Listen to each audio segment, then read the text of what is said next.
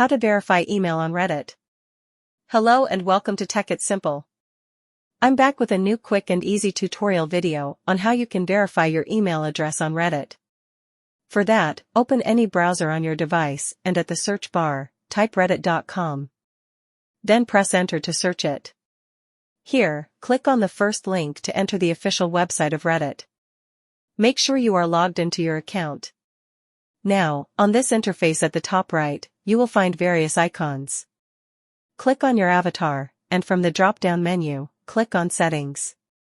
You will reach this page. Once you're under Account Settings, you will find your email address, which is currently not verified. Now, to verify it, you will have to click on the Click to Resend button, and a verification code will be sent to your email address. Click on Got It, and check the email. Once you get the mail, go to the mail and click on Verify Email Address.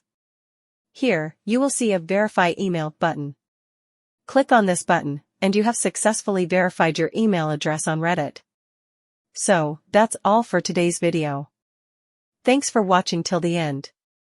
If you found this video helpful, don't forget to like, share, and subscribe to the channel. Also, hit that bell icon to get notifications on more helpful tutorials. See you in the next video. Stay connected.